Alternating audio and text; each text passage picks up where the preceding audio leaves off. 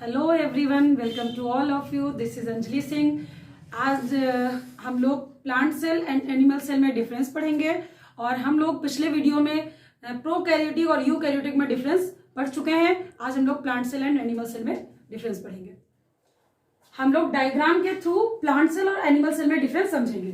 देखिए, plant cell और animal cell या कोई भी डायग्राम हो, आपको पता होना चाहिए डायग्राम में नेमिंग हमेशा राइट हैंड साइड की जाती है और सारी नेमिंग वन साइड होती है, और जो नेम होता है डायग्राम का मेन वो हम नीचे लिखते हैं। कभी बहुत से लोगों को देखा है डायग्राम के ऊपर नेम लिख देते हैं, ऊपर नहीं लिखना चाहिए, डायग्राम के हमेशा नीचे नेम लिखते हैं उसका। अब जो इन दोनों में मुझे डिफरेंस बताना है, अंतर, इन दोनों में जो सिमिलरिटीज होंगी वो मैं यहाँ सेंटर में लिख दूंगी, और जो डिससिमिलरिटीज हैं दोनों में अलग है वो मैं उधर साइड लिखूंगी। तो प्लांट सेल की बात करते हैं। सबसे पहले प्लांट सेल की सबसे बाहरी भित्ति, आउटर मोस्ट लेयर क्या होती है? Cell wall. ये क्या है? Cell wall. और सेल वॉल के बाद आपको फर्स्ट लेक्चर में मैंने बताया था कि सेल वॉल और प्लाज्मा मेम्ब्रेन के बीच में जो लिक्विड भरा रहता है उसको हम कहते हैं प्रोटोप्लास्ट। प्रोटोप्लास्ट, प्लाज्म नहीं कहा है, प्रोटोप्लास्ट। फिर उसके बाद अब इनर मोस्ट लेयर, सेकेंड इसकी जो इनर मोस्ट लेयर है वो कहलाएगी प्लाज्मा मेम्ब्रेन। एनिमल सेल की आउटर मोस्ट लेयर है, ये क्या है? Plasma membrane.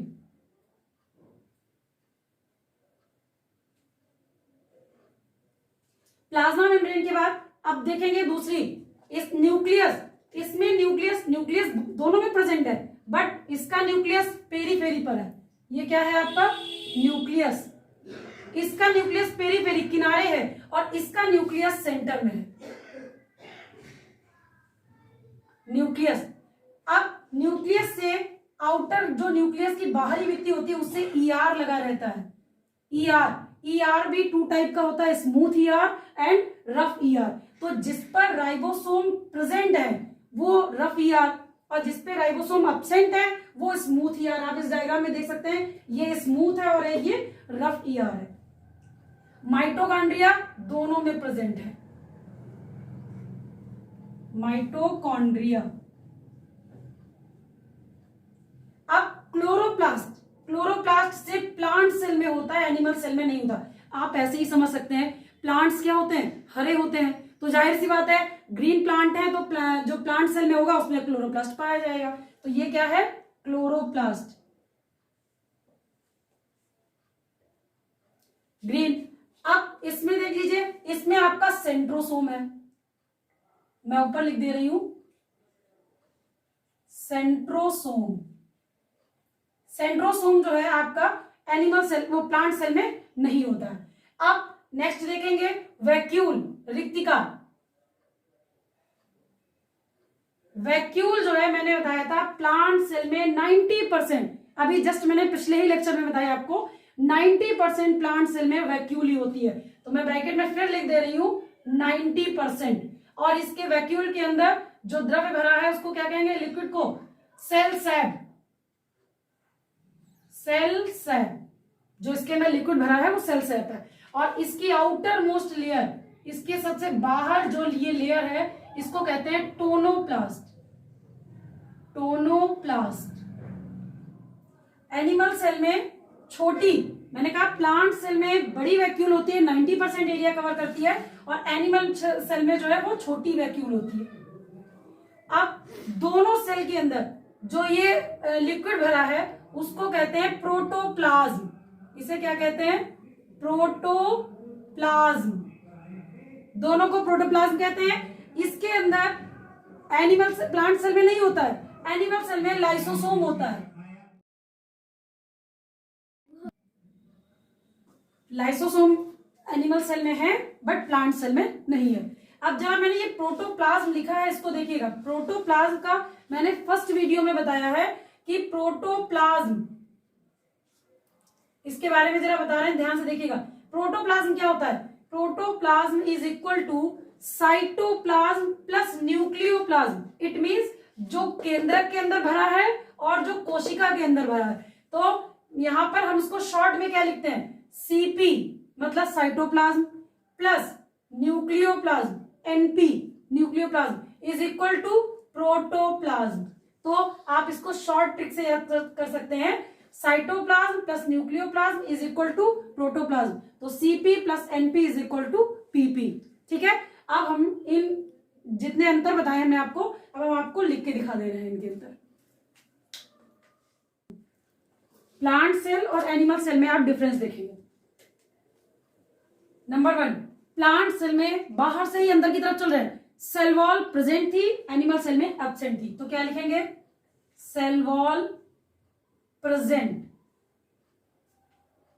इसमें क्या लिखेंगे, एब्सेंट। नेक्स्ट, सेल वॉल के ठीक नीचे प्लाज्मा मेम्ब्रेन और सेल वॉल के बीच में क्या था, प्रोटोप्लास्ट। तो क्या लिखेंगे, प्रोटोप्लास्ट प्रेजेंट, और एनिमल सेल में क्या लिखेंगे, एब्सेंट। नेक्स्ट, अब इसमें क्या था, न्यूक्लियस इसका कहां था, पेरीफेरी पे, और इसका न्यूक्लियस सेंटर में। तो न्यूक्लियस पेरीफेरी पर, और इसका कहां था, न्यूक्लियस सेंटर, न्यूक्लियस सेंटर में था। अब इसमें क्या था, आपका 90% एरिया वैक्यूल कवर कर रही थी। तो क्या लिखेंगे, 90% एरिया कवर्ड बाय वैक्यूल, और इसमें क्या है, स्मॉल वैक्यूल प्रेजेंट। नेक्स्ट, अब इसमें आपको याद होगा मैंने बताया था प्लांट ग्रीन क्यों है, क्लोरोप्लास्ट पाया जाता है। तो यहां पर क्या है, क्लोरोप्लास्ट प्रेजेंट, और इसमें एब्सेंट, क्लोरोप्लास्ट एब्सेंट है। अब नेक्स्ट देखेंगे आप, कुछ चीजें इसमें प्रेजेंट है बट इसमें नहीं है, जैसे कि आपका सेंट्रियोल इसमें क्या है, आपका प्रेजेंट, और इसमें क्या है, absent. Lysosome present, but plant cell में क्या है, एब्सेंट। इतने अंतर आपको समझ में आ रहा है। अब देखिए, इसके अलावा अगर आपने डायग्राम एकदम सही से समझा है तो आप सारे डिफरेंस एकदम से अपने आप सही लिखेंगे। क्लियर है। अब देखिए, इसमें आपका यूरिकोसोम प्रेजेंट है,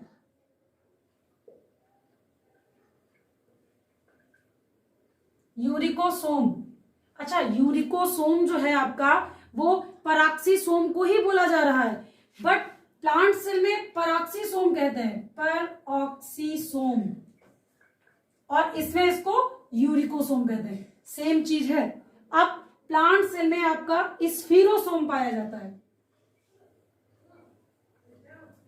स्फीरोसोम प्रेजेंट,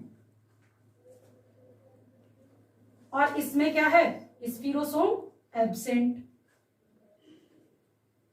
यहां तक क्लियर है। स्फीरोसोम जो प्लांट सेल में पाया जा रहा है, एनिमल सेल में एब्सेंट है, ये स्फीरोसोम एज ए लाइसोसोम वर्क करता है। तो देखिए, प्लांट सेल में आपका स्फीरोसोम है और इसमें लाइसोसोम है, तो इसको लिख सकते हैं सेम एज लाइसोसोम। ये लाइसोसोम की तरह वर्क करता है। अब देखिए, इतने सारे सेल ऑर्गेनेल्स मैंने आपको डायग्राम के थ्रू बताए और इन रिटर्न भी आपको डिफरेंस बताया। अब देखिए, इसमें से आप आराम से पूछ दिया जाए लाइसोसोम कैसा है, सिंगल मेम्ब्रेनस, तरीके से ढेर सारे आप तुरंत क्वेश्चंस आपके तैयार हो जाएंगे। फिलहाल मैं आपको इतने अंतर बता रही हूं, इसके अलावा अगर आपने डायग्राम बहुत अच्छे से समझा है तो इसके और बहुत सारे अंतर आप अपने आप भी लिख सकते हैं। और मैं आज जो है अपना लेक्चर यहीं पे एंड कर रही हूँ। अगर आपको लेक्चर अच्छा लगा है तो आई होप कि आपको बहुत हेल्प भी मिल रही होगी इस लेक्चर से, तो इसे आप अच्छे से देखिए और शेयर करिए अगर आपको बहुत अच्छा लग रहा है। और प्लीज कंटिन्यू हमारे चैनल पे बने रहिए, जिससे कि आपको इसी तरीके के और अच्छे अच्छे वीडियोस मिलेंगे। Thank you for watching.